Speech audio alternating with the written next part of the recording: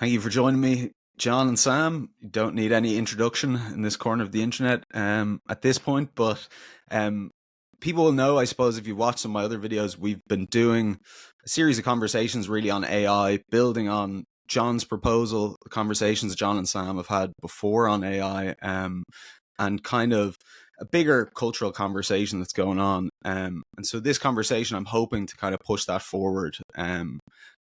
At the intersection of the cognitive science and the more technical aspects, of course, that Sam brings to it. So I wanted to open up reading a little piece from Johannes Jaeger, and John is a co-author, and there's a number of co-authors on it, but I'll include it in the description on naturalizing relevance realization, because I think this really sums up the difference that we're getting at between AI and relevance realizing organisms. Yep. So the abstract is the way organismic agents come to know the world and the way algorithms solve problems are fundamentally different. The most sensible course of action for an organism does not simply follow from logical rules of inference, but it can even use such rules. The organism must tackle the problem of relevance, or before it can even use such rules, the organism must tackle the problem of relevance. It must turn ill-defined problems into well-defined ones, turn semantics into syntax. This ability to realize relevance is present in all organisms, from bacteria to humans. It lies at the root of organismic agency, cognition, and consciousness, arising from the particular autopoietic, anticipatory, and adaptive organization of living beings. In this paper, we show that the process of relevance realization is beyond formalization. This is pretty key for what we're talking about. It cannot be captured completely by algorithmic approaches. This implies that organismic agency, and hence cognition, as well as consciousness, are at heart not computational in nature. Mm-hmm. So I'll stop there. Does this mean that there's a fundamental difference between algorithms that need well-defined problem spaces and relevance-realizing agents that can turn ill-defined problems into well-defined problems? And does this create a chasm between computer science-created artificial intelligence and biological relevance realizers? I mean, there's a lot of complex argument, and many people who are hearing this who have a computational background would just simply object and say no. And so I don't want to presume, but the part of the very carefully laid out argument, and we take a lot of time. It's not a small paper. And Johannes did a tremendous amount of excellent work. Is to try and show it builds on the work I did in the 2012 paper, some of the work I've done throughout the 2022 paper. Basically, whenever you try to get something that does relevance realization, you ultimately presuppose it in the very process of creating the formal system that you think is going to be doing the relevance realization. That's the argument in a gist. Obviously, that's not a technically valid argument. I would ask people to read the paper in detail, but I can't go through the whole paper. The point I'm making is the central move is, and it follows on the move I made in the 2012 paper. Before categorization, there's relevance realization. Before inference, there's relevance realization. Before rule following, there's relevance realization. Before representation, there's relevance realization, et cetera, et cetera, et cetera. And then attempts to try and get this with a formal system, you just keep pushing it back and back and back. And so the problem of creating a formal system is not the kind of problem that itself can be called a well-defined problem and therefore can't be solved by a formal system. That's the gist of the argument in a nutshell, yes. Now, I want to be very clear what the title of the paper also indicates: naturalizing relevance realization. We do not mean by this paper that this leads to any ontological dualisms or supernaturalisms or anything like this about the mind. We think there is a perfectly naturalistic explanation of relevance realization, a scientific explanation. The reason why Dennis Walsh is on the paper is because we think the revolution that is happening in biology right now is giving us the proper scientific framework within which we can give a scientific account a relevance realization, but it's ultimately a biological account, where by biology we don't mean physics in mechanisms that we happen to refer to as living. We mean the things, the autopoietic, adaptive, anticipatory machines, the closure of constraints, all of this sophisticated work that's been done in the philosophy of biology that is not Stuart Kauffman's work in Life Beyond Physics and things like that. He says life is based on physics, but it's beyond physics. If I could pick up on that all of this, right, is consistent with physics, but it's not reducible to the explanatory principles or ontology of physics, and even less so of the mathematical algorithms that are applied to physics. And what you end up with is it is naturalizable, but the explanation is ultimately biological. And this goes to some of the things I was saying with Sam about at the core of relevance realization is caring, and caring ontologically needs autopoietic, adaptive, anticipatory agents. It needs living beings, or you're not actually doing it. You are, in some sense, like you're a shadow of it in some way. And so I'll stop. That's enough. I just want to give the gist of the argument. Yeah. Yeah. And Sam, is there anything you wanted to chip in there, or do you want me to just go ahead? Sure. I'll add in a couple things. I really liked this article. I think I agreed with a lot of it, but that I should also say I learned a lot of it too. I wasn't just nodding along being like, yeah, I know that.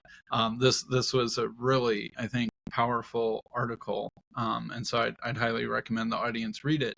But I think that it really is getting at some of the things that we've talked about before, that to me, for an AI, at least AI as all AIs as we've experienced them so far, at sort of their highest level, have an objective function that they are seeking to maximize. And this function is fundamentally mathematical. And we've talked about large language models, the way that large language models are trained and built at the moment. And I think there's a little bit of a zeitgeist error to think that large language models are the end-all be-all of artificial intelligence. There are whole fields of artificial intelligence that aren't large language models. They're just sort of capturing our attention at the moment, but I think for a good reason. But this is true of large language models and AI that wouldn't be classified as a large language model, that it has a mathematical function that it is trained to optimize. And in the case of an LLM, it's predict the next word in the text body, given all of the previous words in the text body. And if you got it right, 1. If you didn't get it right, 0. Here's a huge body of text to train yourself with. Maximize the number of ones, minimize the number of zeros. You have hundreds of billions of parameters to optimize this with. Go, right? Like, and it is a fundamentally mathematical thing. And that this is, I think, what John in this paper means by algorithm, right? That there is a closed system and it is giving you your optimization function for you. And there is no sense that there would be something that is left uncaptured by this algorithm within the system that is trying to optimize. But that life doesn't get to operate that way. And it's kind of my suspicion. It's my conjecture, I'll say. I don't have like some formal knockdown proof for this, that purpose in the highest sense, like when we're thinking about organisms that are seeking after goals, I think seeking after goals is, I view that as very analogous to trying to achieve a purpose. That purpose itself is not mathematically capturable. And that there will never be a function that fully captures purpose in the highest sense. And so therefore a mathematical function can only be approximating a purpose. And you can get functions maybe that are better or worse at approximating that purpose. But if AI is captured in the realm of being subservient to a mathematical function, then there is some fundamental limit that it has that life doesn't have when trying to adapt itself to being good at achieving a purpose. Could I build on that? I don't object to the language Sam uses. We have some differences about the fundamentality of teleology, but applied to biological organisms, I have no controversy, nothing at all. No disagreement at all. I think that's right. I would want to add, because when people hear the word purpose, they can think of like the purpose of a tractor or something like that, and that is purpose by attribution. I think Sam will agree with this. When we're talking about like when an organism acts on purpose, the purpose is for it, right? It's for it, not for us. Right, and that is a very crucial thing. Like it in no way matters to these systems, and almost literally doesn't matter to them, if they don't achieve some goal that their function is trying to optimize for. It makes no difference to them. They don't care. It doesn't go into the constitution of their existence. It doesn't satisfy their seeking. They get no satisfaction from it, which means there is no normative purchase on them. There is no way in which, like, we can say, well, they don't, in a very real sense, they don't make errors, right? Because an error means that you're trying to do something right or good, and that means you're pursuing satisfaction. You're doing things that matter to you. All of this is absent. So when we talk about purpose, we're not just talking about like, the end state of some function being realized. It's for the organism, and it's normatively guided. It's normatively governed in an important way. The good, the true, the good, and the beautiful matter to the evaluation. Your performance, Mahat, I can evaluate it according to the true, the good, and the beautiful, right? In a very deep sense, you can't do this with these machines, and that means they're not rational or intelligent. And that shows up in like really fundamental ways. So you get these machines, and you give them all kinds of Raven's progressive matrices, and you get all the published stuff about, and look, they score, in the top percentile. They're as good as any human being. And then what you do is you get a human being to just come up with a brand new version of the Raven's progressive matrices that uses color that hasn't been done in any published one. You give it to machines, and they absolutely crap out. And you give it to a human being, and they do as well as they do on the black and white versions of the Raven's progressive matrix. Like, that's the kind of stuff we're talking about here, right? As soon as you introduce a new dimension that hasn't been coded into the data, these machines are, and this is an old point made by Fodor, right? These machines don't generalize in the way that would mean they actually have general intelligence. Right. And I think that a big part of the inability for these machines to generalize is a lack of comprehension. And I think that this is something that I know that comprehension is one of the, what exactly is comprehension is debated. And I'm curious to hear more of John's thoughts on that. I should say as a Google employee, I'm going to have to tread a little bit carefully in terms of some of the things I say. But Google's AI was well known a couple months ago for someone asked it, hey, could you help me figure out a way to have my cheese stay on my pizza better? I make pizza, but the cheese keeps falling off my pizza. What should I do? Right. And then the Google AI said, well, you should put glue on the cheese to help it stay attached to your pizza. And this is like, of course, it's humorous. So they did a big deep dive to figure out, why did this happen? Why did the AI tell it to put glue on your pizza?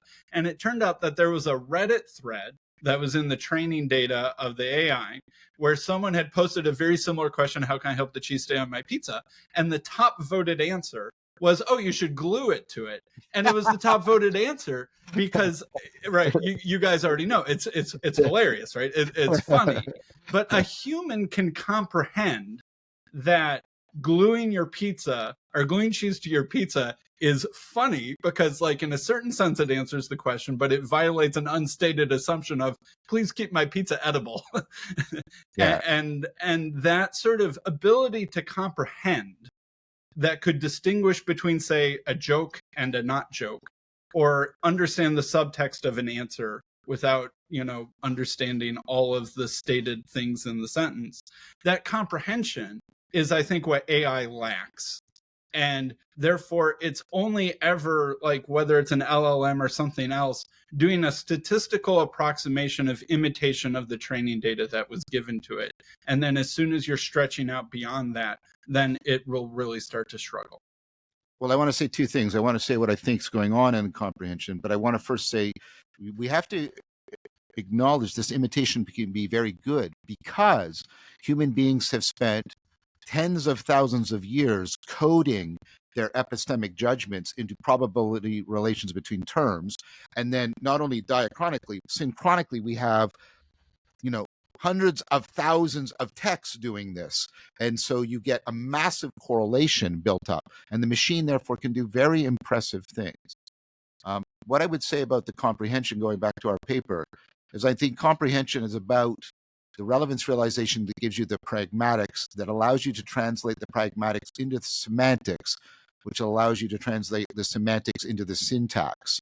And I think that's fully what is going on in comprehension. And we basically touched about the pragmatics, but we didn't put that into the abstract of the paper. Yeah, I want to jump in there because, I mean, for me, reading that and then, hearing the follow-up is, do you think this is a fundamental limit, like in terms of they don't have inherent goals and needs that constrain the probability space, that constrain what is considered a problem and what is considered a solution. And so we're always programming into them some purpose or some goal. And I know, John, part of your proposal is that they should be autonomous in a sense. And I'm kind of wondering, how does that dovetail? Autonomous. I want to be careful here. More than caring. Autonomous in a deep sense of autonomos, where they generate norms that they bind themselves to. So they would have to be deeply autopoietic, self-making, and adaptive and anticipatory. They would have to be. My thesis. This is oversimple. But it's basically the thesis in a nutshell, and it's the thesis of the paper. No artificial intelligence without artificial life, where artificial doesn't mean fake. That's why I sometimes say we mean artifactual. And so if this is right, and this is maybe where Sam and I might disagree, I don't know. If the account that this is still a naturalistic phenomena is correct, it doesn't mean that in principle we couldn't make some sophisticated artifact that could demonstrate anticipatory, autonomous, autopoietic, anticipatory agency. In principle, there's no reason why. It's just that these machines are not governed by any of those in principles, and therefore they, in principle, will fail. Again, we could do this. Again, if the argument of the paper is correct, the argument we're using right now, and if Sam wants to disagree, I'm happy to hear that. But if the argument is right, there's no reason in principle why this can't be done. The point is, these are not those kind of entities. That's the point. Now, the point we make in the book, Sean and I, on mentoring the machines, or in the point I made in the video essays, if we choose to go down that path road, we're choosing something very, very different than what we have right now. And that's a choice point. And it has all kinds of other different implications. And Sam made excellent points about this. The energy consumption of these beings.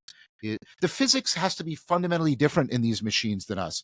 I use something like, a 60-watt light bulb of energy, and I do what I do. And these machines are taking the energy from like a city for 2 weeks to do what, the physics are not the same. That number has only gotten bigger since the last time we talked. Yeah.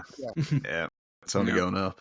Mm-hmm. And do you think, John, could they do relevance realization? Because that's, I guess, what I took from that abstract was that there's a difference between the well-defined algorithms and relevance realizing agents. So, do you think we could create an artifact that could realize relevance?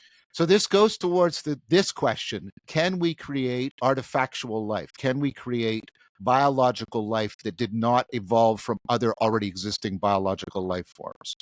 And this is where people will differ with me for religious reasons, and I don't want to be just dismissive of that.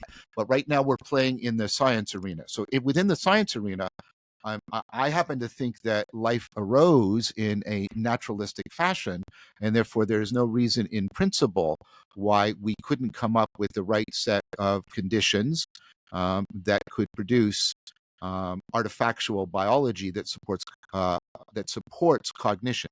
And there are lots of people doing already scientifically interesting work on this. Michael Levin is working down from the biology into the mechanics. I have a lot of people that I know that are working up from autocatalytic systems that can start to do computational computational. Notice what I'm doing. That word doesn't mean anything anymore. It just means cognition, right? Right, or doing, I would say, cognitive type things already. So there's a lot of work going on this. This is not something I'm just randomly science fiction speculating. There's people working from both ends.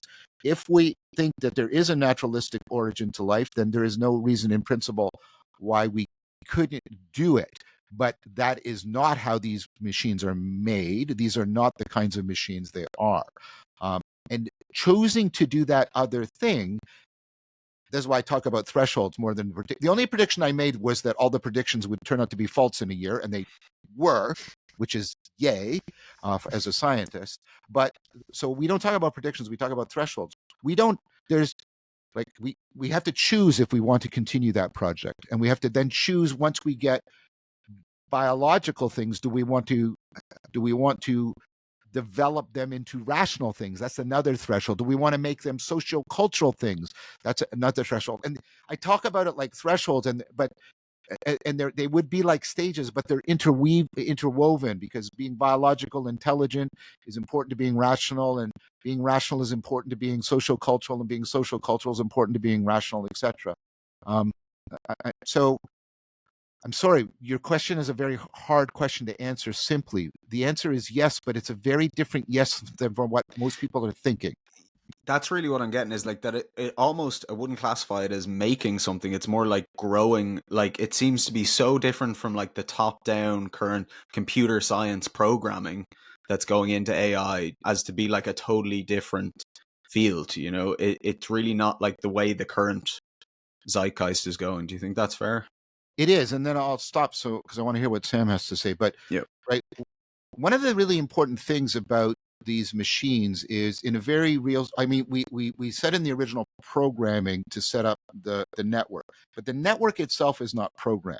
See, one of the big breakthroughs was to realize, don't program these machines, program them so they can learn. So there's a sense in which they're and I don't mean this in a biological sense, but they are self-developing, right? And I think, by analogy, and it's only arguing by analogy, if we're trying to top down cognitive agency, we won't make it. But if we do something analogous, where we make the conditions whereby it emerges, like you said, grows, I think that's the move we'll have to make.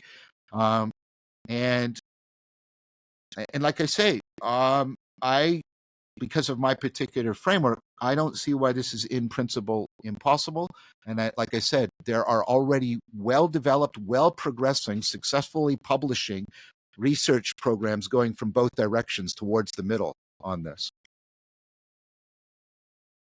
Yeah, so I do think that there are some AI versions of relevance realization, but that it's probably not quite the full kit and caboodle. Like, touching on something that John said earlier, you said like a tractor doesn't have autopoiesis, but a farmer might sort of lend his autopoiesis to a tractor, and view the tractor as almost like an extended part of his body. Yeah, and that's then fun. He's like, oh, my tractor needs an oil change. I need new tires. I need a new part for the whatever majigger, right? And so then the farmer can use his capacity of relevance realization and autopoiesis, sort of imaginally extend it to a tractor. And then all of a sudden the tractor sort of has autopoiesis of a sense. By proxy, by proxy, right? And humans have seemingly this pretty amazing gift to incorporate and extend our own natural relevance realization. Like I think I'm going to use the farm analogy a little bit longer, because I think that will be helpful for understanding AI. Is that a farmer, like, he cares about his barn, he cares about his tractor, he cares about his sheep, he cares about his plants, and what, like, the sheep have a little bit of their own natural relevance realization, but the farmer is kind of also doing some stuff on top. So like the sheep are like eating their own food and going to the bathroom and other sheep things, but the farmer is like keeping predators away and making sure that there is food in their trough and stuff like that. And so there's some interplay. between the farmer and the sheep. And sometimes you might even imagine the farmer and the sheep are at odds, like when it's time for slaughter or something like that. You know, like the farmer's relevance, the farmer's autopoiesis might trump the sheep's autopoiesis at a given point in time.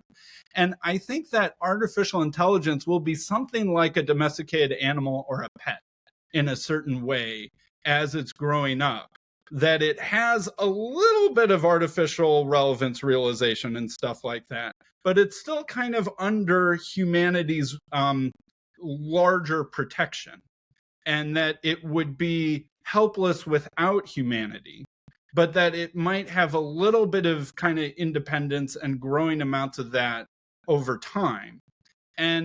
Well, anyway, I'll stop there. So I think that it might be helpful to think of artificial intelligence as something like a domesticated animal or a pet in terms of its sort of autopoiesis. I like the idea of, by proxy, and the idea of imaginally indwelling, and we definitely do that. Dan Chiappa and I wrote a bunch of papers on how the scientists do that with the rovers on Mars. I don't think these machines, I think they have some maybe dimensions. Maybe this is what you're talking about, Sam. They have some dimensions of relevance realization.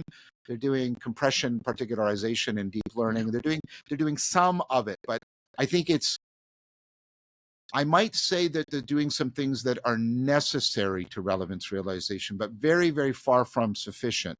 And sure. I think the sufficiency can't come in unless they are full-blown agents. And see, that's where the analogy breaks down. A sheep is an adaptive anticipatory agent.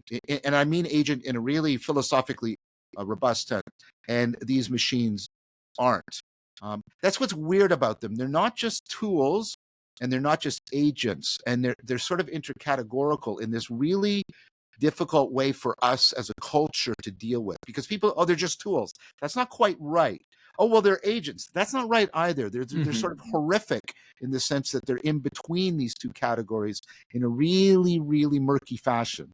Between a tractor and a sheep.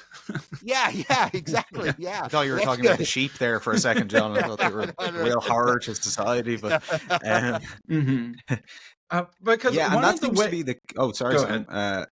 I just want that seems to be part of the confusion, is that, like, is it a tool, is it a being? And some people seem to be building the being, some people seem to be building the tool. But I guess I thought, if the earlier argument is correct, that the current model of AI can't be beings, like relevance realizing beings. They can't be agents. I'll use the term agent. Can't be agents. They can't be agents, okay. But they're not just tools. And this is what I'm giving to Sam's point, because I think he's making a good point. They have a kind of, how can I put this, non-biological technical autonomy. They do things unexpected to us, beyond our expectations, that can then impact on us. And that is unlike other tools. And see, what tools do that unexpected, but that's when they break down. They're not breaking down, they're excelling. They're excelling beyond our expectation, our designs. And so they're not just tools in that sense, but they're not agents for all the reasons we've been discussing. And I think that's what's very, very problematic. People are oversimplistic in that they try to drop these entities into these existing categories too easily, and they don't fit comfortably in either one. That would be my more sort of sociological take on this. Mm-hmm. One thing that the paper kind of helped me think about when I was talking about sort of the the biological organization, natural agency, that there are some statistical techniques that seem a lot like a form of relevance realization, especially feature selection in a model. Like, if I'm building a model to forecast something, I'm like, here are 1,000 possible variables model that you could use that I have already cleaned and organized and found for you. But you probably don't need all 1,000 of these. Probably most of them are useless. Turn these 1,000 variables into a model that's actually useful, and there's various statistical techniques, and it might find, okay, here are the 25 variables that are actually useful in my model according to and it's a very strict mathematical algorithm that does that. But one thing that I was thinking about is that those statistical algorithms are often figuring out, here are all the things I already have at my disposal. Which ones should I then focus on? But life often goes in the opposite direction. It's Mhm. not like life starts out by being like, all right, here's all the information. Now let me figure out which information I care about. It's like maybe a new sense will sort of slowly evolve and then get incorporated if it is newly providing useful information. So instead of starting with everything and whittling down, it's like experimentally adding and only adding and keeping that which proves useful to its Yeah. purpose. And it's a bottom-up additive thing, as opposed to sort of this kind of arrogant idea of, here's all the possible information, now whittle out. It's sort of, those are very No, kind of opposite from each other. that's excellent. And, I was talking to Evan Thompson about this. It's in his chapter, and they make use of Stuart Kauffman's idea about this. Like you can't set the initial conditions and run your algorithm and get life and how life evolves because of what Sam was just saying. Life evolves. It doesn't deduce. I mean, in principle, given a human being or maybe a set of human beings enough time, they could do what that algorithm does about the feature selection thing because it follows mathematically. It's deducible. And in the same way, even for a physical system, if I set the initial conditions and that's what you want to do with Newton, right? And then what I can do is I can lay out in a deterministic fashion all the outcomes. You can't do that with life because of what Sam just said. Life evolves. It explores and it exacts. So the tongue evolved for this purpose. It has all of these useless side effects. Oh, wait, that useless side effect is speech. And bang, and you get a whole new thing opens up. And because of that, you can't lay it in. I agree, Sam, totally. And I think you're picking up on an argument that Evan and develops really well on the blind spot with his co-authors, and that Stuart Kauffman develops really well too. So I think that's fundamental. Now, I happen to think, and this is maybe where the argument could maybe be helpful, and I know Sam's familiar with this, and even going back to the 2012 paper, I happen to think that the principles of relevance realization are like of the same genus as the principles of biological evolution, and we've got increasing evidence for exaptation and cognition. The basically relevance realization is a kind of cognitive evolution, exploration, exaptation process. Mm-hmm. And I think sort of building off and kind of tying together a couple of thoughts that we've had, I think that really one of AI's biggest problems is that it's still we are looking for its purpose. It's looking for its purpose, and we don't seem to have quite a goal for it yet. we kind of thought that once you give something intelligence, then it like just knows its purpose. And it could be the case that even intelligence itself, or at least like, I even think intelligence isn't quite the right word yet for these things that we have. They're sort of like sub-functions of intelligence, like calculation, or a couple sub-functions, not quite the whole kit and caboodle of what we mean by intelligence, but certainly not general intelligence. It's certainly not that. Yeah. So these sub-functions of intelligence or intelligence-like things, they don't have purpose in itself. Mm-hmm. Like a calculator itself doesn't have purpose until there's someone who has need for calculations. And I do calculations for my own autopoietic needs. A calculator itself isn't, typing in numbers and doing math for kicks and giggles, right? It's waiting for someone to tell it what to do. And in the same way, these things are being told what to do. Intelligence itself might be kind of purposeless unless it's a tool within a larger organism that has a purpose. I would go stronger. I would say that if you don't, I think the ability to seek out purpose is a precondition for intelligence. I think it's a constitutive thing to it. And again, if we go to the stronger normative reading of purpose, right? These machines don't seek out the true, the good, and the beautiful they don't at all. And part of the argument we're making at least one of the implied arguments from the paper is until you seek out relevance, you can't seek out the true, the good, and the beautiful, and therefore there's no normative binding, and so there's no real purpose in these machines. Again, and that's masked by two things. It's masked by the fact that very often these machines are put into context in which it is our obvious machine obviously attributes a purpose to them. Just like you obviously attribute a purpose to a hammer when you see it. The hammer isn't sitting there thinking, though, you know what I need to be doing? I need to be hitting a nail. But you just, think about how automatically you do it even with inanimate things. So first of all, there's that. And then now what we're having increasing evidence for, and this is disgusting, is the amount of fraud that has gone into the demonstrations and the papers and all of this, which really deflates a lot of these claims very significantly. There's been a lot of mechanical turking in the old sense of a human being pretending to be a machine going on, and just so much. I can't believe. I mean, in terms of this was part of my concern. Again, I and people were, oh, John's, yeah. When I said, sorry, I'm getting upset here, but when I said, when you separate this from the science, you're doing something very dangerous. And this is the example you get, right? You get, I mean, I'm not saying chicanery, yeah, and fraud and all kinds of stuff going on because there is no scientific motivation driving this. I'm not saying that we aren't having a problem with fraud in science, but there's a lot of honest scientists who are still motivated by the normativity of scientific endeavor. And like the fact that this has gotten separated from science is now turned up in all of this duplicity that is masking and distorting and misinforming how people are in the popular culture are being presented these machines and their performance and what they can do. And so you have to remember, you have to cut through a lot to get to what Sam and I are talking about.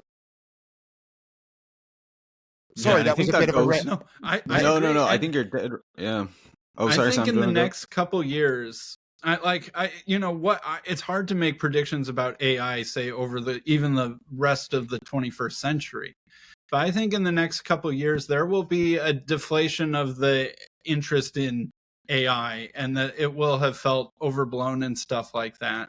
And again, need to be careful because of my employer, but I think that the huge amounts of money invested might not be recouped. So even John's bemoaning the lab leak of AI into the private sector. I think even the private sector will have regrets in many ways about its investments in these things, and that I agree. There won't be as much fruit on the tree as it hoped.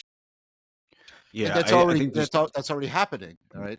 Right. Like it's already, a lot of people are already sort of saying it looks like there wasn't the big bump with what seems to be coming from GPT-5, right? There wasn't the same sort of, well, it sort of glued some stuff together, and tightened some bolts kind of thing. Anyways, I interrupted you, Mohan. But I was just because again, like the deflationary kind of account that there's a gold rush going on with this kind of AI one that's come out in terms of this top-down algorithmic model. But I'm interested in your proposal, John, that there's an AI that could make us wiser. There's an AI that could address the meaning crisis, which is what we spoke about in our last conversation. Which I wonder, do you still think that's possible? Do you still think there's an option for it, or is it just part of the slush pile? So let me be clear, and we talked about this. I just want to remind people there's a bifurcation point. We can decide we're not going to make them autopoietic, and we're not going to try and make them rational or normativity sensitive. We're just going to make bigger, faster versions of what we have. And that's its own kind of problem. And that will have all kinds of issues. Making something intelligent doesn't make it rational. All kinds of making it intelligent, even less makes it rational. That has all kinds of problems. But if we decide, hey, look, maybe Sam's right, and there's a deflation, and we go back to it being more of a scientific project, which I don't think that's going to go away. I don't think the scientific project is going to go away. So that's where I don't think you're going to see the deflation. And remember, up until very recently, this was driven by a scientific project. And what I think will happen there is the project, and that's what we talk about in mentoring the machines. The scientific project could give us the kinds of beings that could, be artifactually rational, and wiser, and perhaps in certain ways exceed us. And then if that's true, they would deeply care about the true, the good, and the beautiful, and they would be, their greater cognitive grasp would presumably make them aware of dimensions of the true and the good and beautiful that we only have glimpses of. And that means they could potentially aid us towards enlightenment. Yes, I think that is a scientific possibility. And I don't think we're going to stop the scientific project. And so I'm trying to recommend very strongly that we orient that way, that we don't just gain knowledge, that we try and say, well, why don't we make machines that not only are knowers, but are really seeking wisdom in a way that could help us seek wisdom. That's a very doable project. That's my proposal, yes. And does this change your critique, Sam, in terms of the quantifiableness of wisdom, if they're these type of more relevance-realizing agents, I suppose, rather than a computer science computational algorithm model of AI? Well, and this is where I think it's interesting, because to be an organism that is, autopoetic and being shaped towards the good, the true, and the beautiful, you kind of need to be something that's fighting for survival and perpetuation into the future, and able to be adapting to feedback of success and failure at that. Basically, you need to put yourself out in Darwin's world, and for better and for worse. And it's hard for me to imagine how, to me, it's like, so we're going to build a robot and we're going to drop it off in the Amazon and say, best of luck, we'll check in after a couple thousand generations. Here, we've given you some tools, make a living for yourself. Watch out for the jaguars. It's like, I'm not quite sure exactly what the details of this process look like. Let me respond to that, because I don't think that's what John's proposing, but in my mind, that's sort of like what would be required. Yeah. So first of all, we don't do that with our kids. Right. All right. Or we drop them into civilization after putting them through an extensive mentoring educational process. And we don't start them from scratch. We don't say, well, you're going to learn you're going to have to figure out how to do fire. Like we give them, we do what's called cultural ratcheting. And I would presume that we could, just like we do with our kids, we could start the machines there. We wouldn't have to start them in the Amazon. We could start them at the pinnacle of our cultural ratcheting. And part of my argument is they would have to be like sociocultural beings in some way, and then they could ratchet beyond that. And let's be very clear about why is that, at least, I think, scientifically possible. If you believe in evolution, you should believe that we are species that have cognitive relevance realization capacities that greatly exceed those of the Australopithecines and the other great apes. So the fact that there could be more, as we argue in the paper, as we imply in the paper, this doesn't mean you can get an infinite intelligence or any of the bullshit that people are saying right now.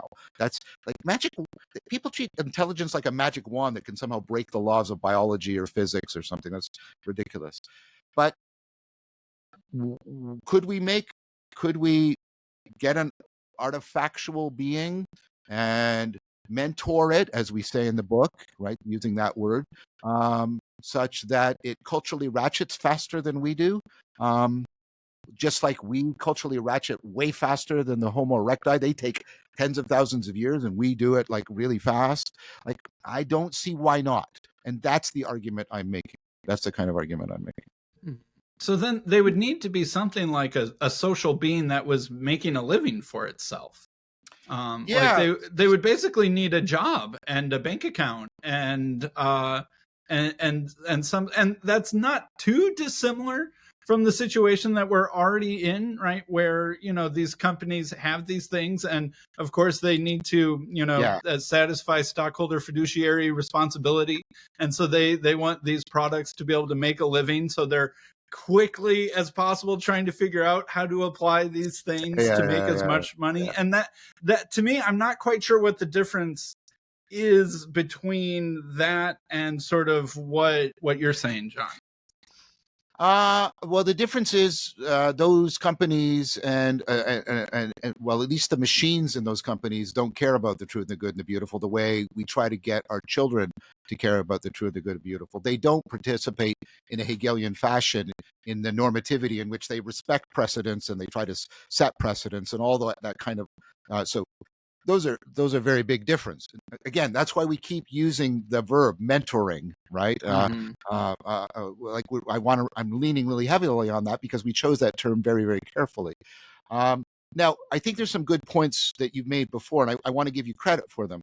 We may decide, look, the way of making these artifactual beings is just so environmentally toxic because we have to mine these rare metals and we, and we may just say, sorry.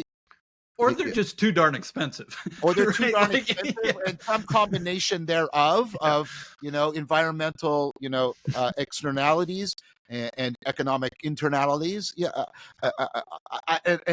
And that may be the case. Again, that's why we're very careful about using this word threshold. It might be that as we approach that, we don't know yet. That's, I think, a genuine empirical question. But we could get to there, and for very good reasons, we could say, no, we're not going down that road because we have to despoil large parts of the earth and, impoverish huge numbers of people. And no company wants to run the economic risk to make these conditions possible for these machines.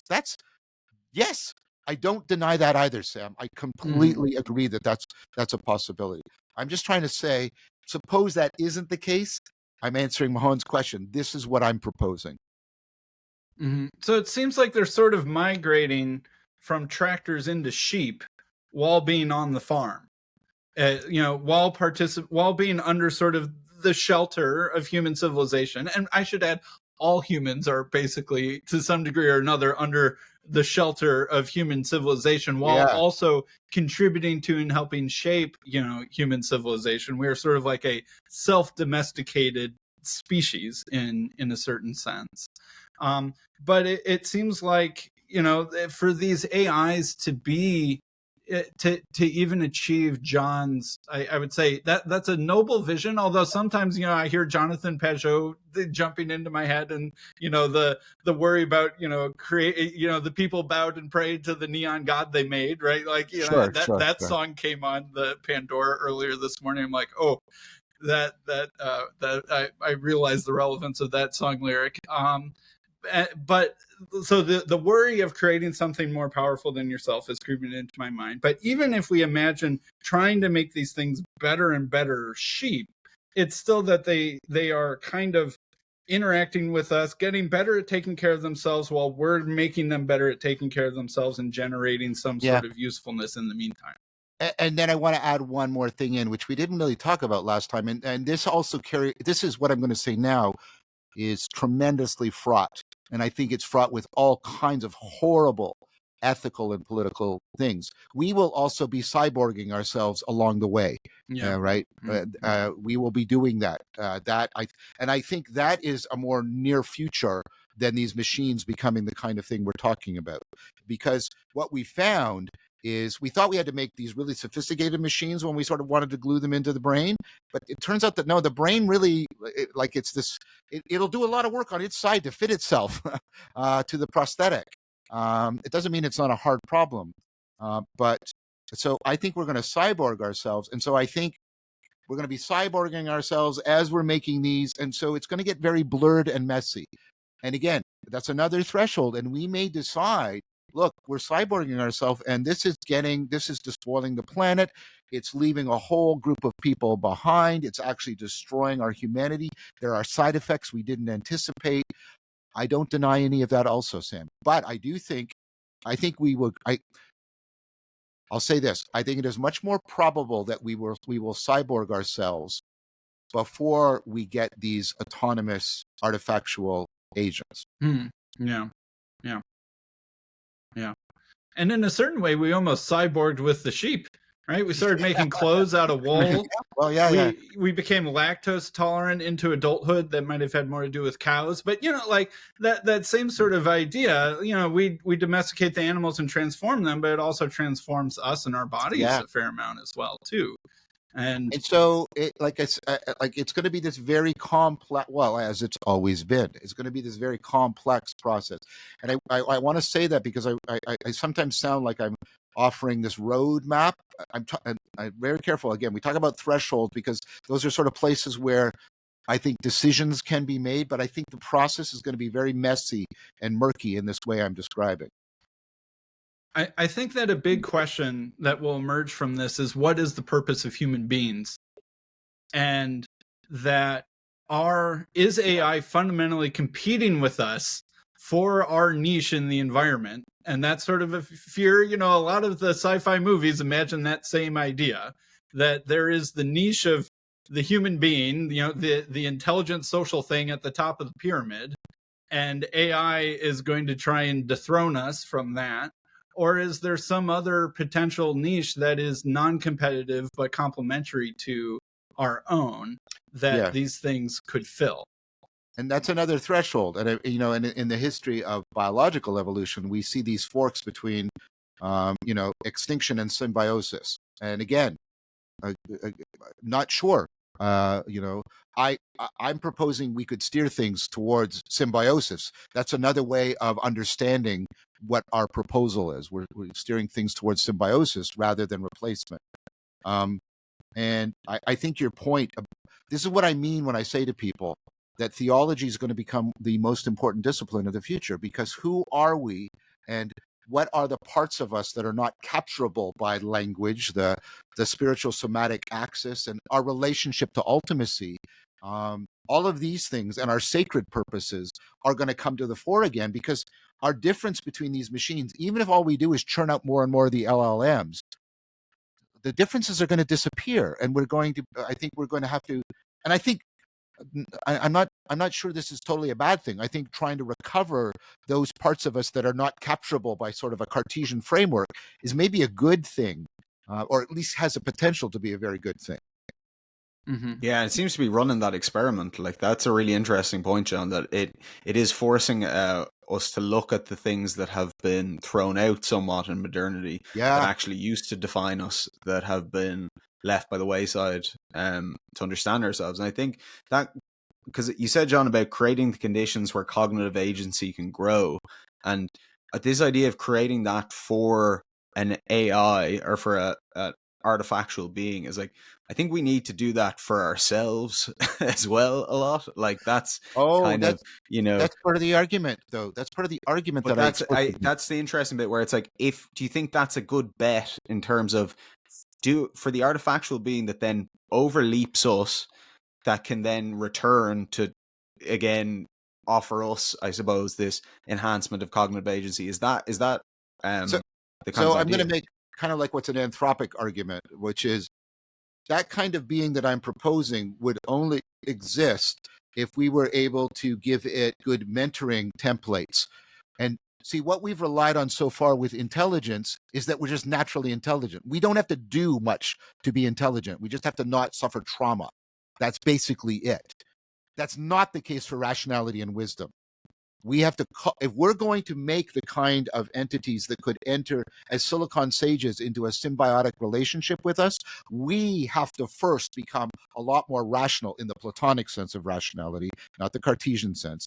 In the we have to become much more rational and wise in order to provide the mentoring templates, the exemplars, the role models for these machines. So they will not come into existence unless we have taken up that responsibility. That's an argument I would make. And so one thing that I wonder about John's proposal is, how would it be possible for these things to exceed us? Because as of right now, the main way that they work is through imitation. Mm-hmm. And so an imitator is only ever going to be a statistical approximation of what it's imitating. And we're still trying to figure out how to get it to imitate the right things and not the wrong things, and how to tell the difference between a joke on Reddit and a helpful response on Reddit, right? And so, but theoretically, you could get it to be like 98, 99% as good as like a really good Reddit commenter or something like that in many ways. But how would you ever get it to be 10% better than the best Reddit commenter? Well, right? here's I don't think the LLMs will exceed us in Mhm. that way. I'm talking about like if we create artifactual beings that can do autonomous recursive relevance realization and do that recursively so that they are cultivating rationality and wisdom. And we, of course, think that we exceed early. And if we think there's something like evolution going on in relevance realization and like adaptation, there's no reason why, if that's the principles by which they're operating, there's no reason why they can't exceed us, just like we exceed Homo erectus, or even to some degree the way we even ontogenetically exceed our children. Because we go through a lot of exaptive development that our children don't yet have, and so if we admit the possibility both biologically of qualitative change through speciation and ontogenetically through of qualitative development in a Piagetian sense within human beings, again, there's no principle why we couldn't give them that capacity to exceed us, because they're not going to be imitation machines. That's the whole point, right? They're going to be relevance realizing machines. They're not going to imitate us doing relevance realization. They're going to be capable of it. So we could give them that new version of Raven's progressive matrices that has not been laid down in any text anywhere, and they will be able to solve it like you can. So to me, I think, and I suppose you would probably agree with this, there would need to be some categorical technological innovations in our current AI to even facilitate for that. Because when we were talking earlier about the limits of mathematics sort of constraining them, it would seem like they would need to be able to get beyond that sort of constraint and be more like an organism in how that they're that's exactly the argument. Exactly. Yeah. That's what I mean, again, when I'm saying no artificial intelligence without artifactual life, right? Mm-hmm. Not really. And if you think life has the capacity, both autogenetically and phylogenetically, to go through qualitative development, which it repeatedly demonstrates, then that would be also the case for these beings. Yes, that's the argument. So it's almost like a perfect evolver or something, like creating like an artifactual being that's like super good at evolving. Well, look at how we are different than some of our ancestors. So, and biologists talk about this. In a lot of creatures, you see the evolution of traits, and then we have done this extra thing. Other organisms too, but we have sort of done it really well. We evolved the metal trait of evolvability. Right? Now we do that cognitively in learning. Other organisms do it by having really rapid life, like short lifespans and rapid generational turnover and a lot of genetic variation. But we've sort of done that. We can go almost anywhere. Like that's the evolution of evolvability as opposed to the evolution of and this is part of the argument of the paper, right? You know, your traits are always environmentally specific, right? They have to be bias variance trade-offs and all kinds of things like this. These machines could have our capacity of evolvability, and that maybe they can ratchet that up. Again, Sam's point is exactly the right point. We're talking about huge breakthroughs that have to happen. My point is, this project is ongoing and it's making progress, and it's not being paid attention to because we're sort of focusing on the LLMs right now. But yeah, Sam, and that's and again, I will acknowledge your point that you made in our last conversation, that those breakthroughs might come at economic and environmental costs that we don't want or are unable to bear, and then that just shuts the whole thing down.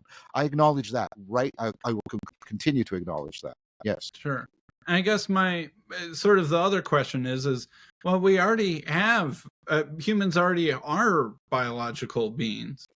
Is it perhaps a better prioritization to just kind of work on helping humans be wiser and wiser, um, Well, as opposed yeah. to trying to invent something that can do it and then do it? We already can do it.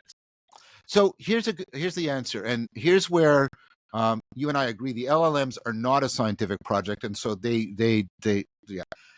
If what I'm what I'm saying is true, that there is a scientific project, and I think that scientific project as a scientific project will gain ground as some of the deflation around the LLMs sets in. This is my answer to you, and this has been the claim of CogSci, which is, well, you gain an explanatory move that you don't have in how else you do science by taking the design stance. By trying to build something that can do what you can do, I leap ahead in my insights and my theoretical proposals about what might be going on to you.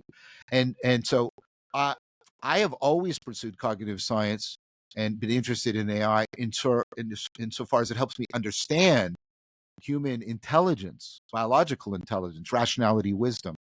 And if what I said also is, if we do make them, remember, we have to, as we're trying to make them, we have to make ourselves better along the way. So I have two answers to you. One is, well, if this gets back to being a scientific project, then this way of doing things gives us a kind of method for gaining knowledge that we can't get well by other means. And then secondly, well, the proposal I'm making would actually motivate us and help bootstrap us becoming better. Yeah, the learn by doing and the learn by designing. Yeah. So here, I guess this is where I'll dabble in venturing into theology. That part of my kind of, I don't know, Neoplatonic Darwinism that we've sort of discussed before is almost like there's the form of the different organisms in the sky. Yeah. And Michael Levin talks this way now, by the way. Bona fide cutting edge biologist. Yeah. Yep. Well, good. I'm glad that I feel less weird and lonely in talking that way. I've talked about the polar bear in the sky, right? And a polar bear, there's almost like a tractor beam between the perfect polar bear and all the polar bears, and somehow they have gotten into the place where they are kind of bumping against the feedback mechanism that helps them know if they're doing a good job or that, and that's sort of the emergence and the emanation at the same time. And then you can imagine that there's more than just polar bears up there in heaven, that there's the whole suite of all the animals. Well, that's Whitehead's model in a sense. Yeah. And it's, there's almost like this perfect collage of the ecology of Earth up there. And then that's sort of tying back to kind of what I said earlier. We need to think about where do human beings fit in the ecology of animals in the sky? What tractor beam is on us that we are being selected at being good for? And to me, the religious question, are we the beings that are supposed to be at the top of the pyramid? Are we the image bearers of God put over creation in a unique, categorically separate sense? And if that's the case, inviting someone else into that space might not be the right thing to do.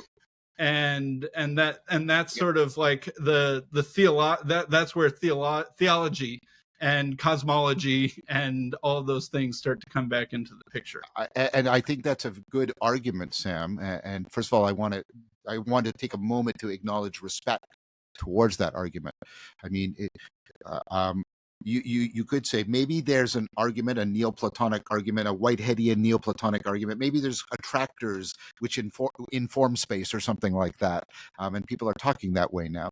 And maybe it would be a sin to try and displace us.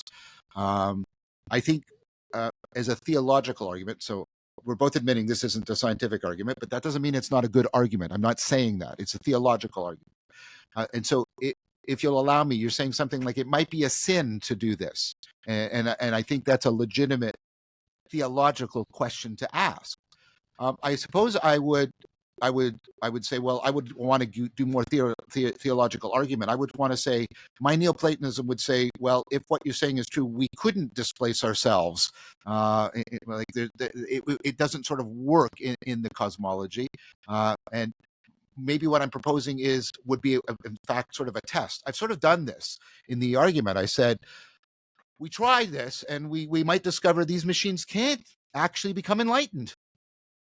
And here, John Vervaeke laying it on the table. Totally possible. Yes. And then that tells us what is absolutely unique, because I happen to believe there is good evidence to believe that there have been human beings that were enlightened. And then that would show radically how different we are from them. And I think that's a very real possibility. I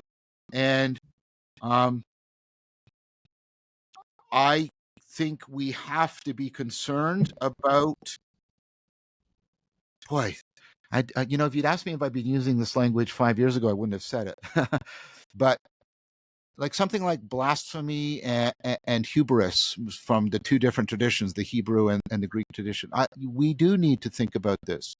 We do need, and this is perhaps where it's overlapping with Jonathan's concerns. It might be that, like, I still don't know if we could actually make something that displaces us, if that's sort of our Platonic role.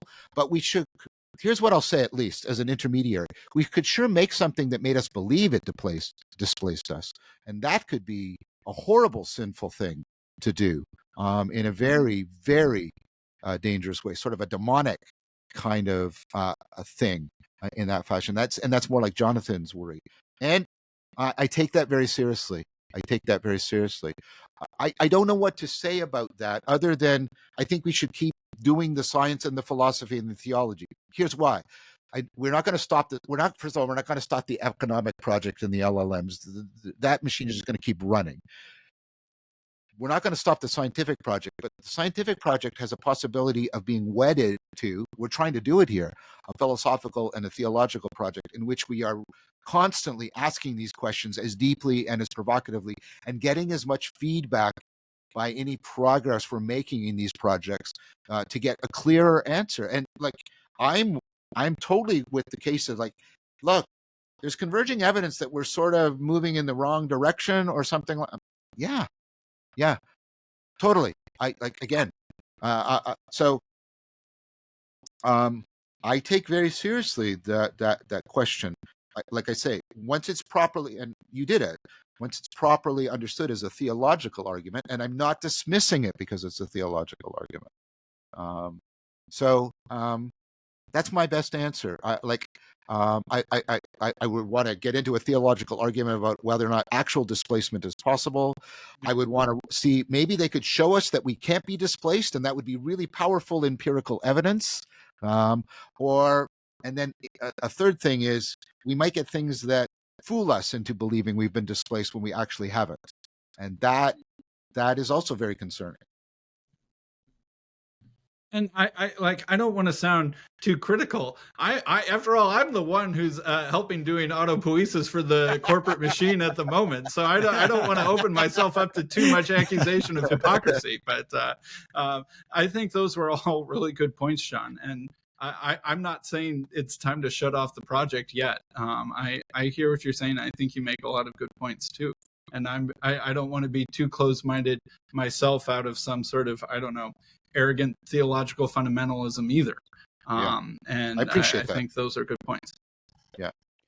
Yeah, I think I understand your proposal so much better now, John, in terms of clarifying those kind of differences between what's going on with the LLMs and that kind of computer science, artificial intelligence, and then what you're talking about with artifactual beings and that project. So I think this has been tremendously helpful in clarifying that. Yeah, if there's we're a little bit over time here. If there's any final words you want to say or anything, but yeah, brilliant conversation.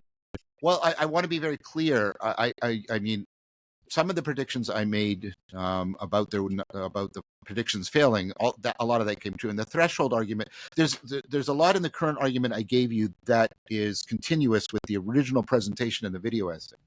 But I've also learned a lot. And so I don't want everybody believing that as I've presented things now is exactly how they were in the original formulation. There's been development through talking to people like Sam, through talking to many people. I've had many excellent conversations. This is why we're actually releasing the book in serial form, because like the argument is growing and changing as these discussions and as things go on. So I don't think I'm contradicting myself. I'm definitely not being hypocritical in any fashion, but I don't want people thinking I'm claiming that I said all of this at the very beginning. I didn't. This has developed from that original argument by doing exactly these kinds of discussions, for which I'm extremely grateful. And and I want to express gratitude and a proper credit right now for that.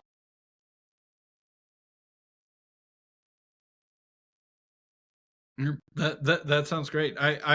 I really like talking to you too, John. Like I feel like wish I could share these things with more of my coworkers and and get them to pay attention. I wish You can that send this around Google. I wish that more of these conversations were happening at the level that they should be happening to make a difference. And I agree that this is one of those things where the ground is changing so quickly that one needs to be open-minded and adaptable, but not open-minded to the point of gullible, I guess. Yeah, And I think that I really appreciate your openness and honesty, John. And I'm honestly just flattered that you consider me a worthwhile conversation partner at this point. So I hope that this conversation continues to happen. Well, I think this conversation is yet again evidence of that. I should say, and I'm not going to. I'm bound by a lot of confidentiality in protecting people's career, but I am talking to a lot of people on the inside about this kind of stuff. And there's more people than you might think on the inside who are trying to figure out the theoretical and rhetorical moves to try and get more people engaged in this sort of wise AI project, if I can give it that name. And so I'm not claiming that they're a majority or anything ridiculous like that, but there is a growing number of people who are saying no, we need to be talking about this more scientifically, more philosophically, and I think even a few people, even theologically now, are like, yeah, maybe we need to talk about some of these deeper normative aspects of reality. Like there's been a paper published recently on the Platonic representation hypothesis, which is this weird finding that you can take very different AIs with very different architectures organized for very, very different goals, and if they're powerful enough, they will converge on sort of the same ontology, which is like, wow, that's a scientific discovery. The answer to the solution is in the sky already. Yeah. I make no. I've never hidden the fact that I'm a Neoplatonist. I mean and so I mean, the fact that people are starting to think, oh, maybe the deeper ontological issues also should be brought to bear on this. People, there was a paper recently published. People are trying to argue for a levels of reality approach, and they were trying to use ideas from AI and computationalism to do that. I don't think that's ultimately going to work, but I respect what they were trying to do. I'm just saying it's not a monolith of just techno nerds or something doing their thing for Malachian reasons. There are a lot of people of good conscience who want to bring philosophical, scientific, and ontological, even theological reflection to bear on this. And I am talking to them, and there are papers emerging. So I just want to put that out as sort of maybe the final thing I'll say, because we don't want to end all sort of dark. There are real people trying to giving real possibility for real hope. Mm-hmm. Definitely. I think the Malachian forces are always going to be there, but definitely the philosophical and theological questions that are coming up are an interesting consequence of that obstacle, at least that it's bringing some of them to the fore. Thank you both very much. This has been brilliant. Thank you so much. Thanks, Mahone, for hosting. I appreciate it. Thanks, Mahone, very much. And Sam, it's always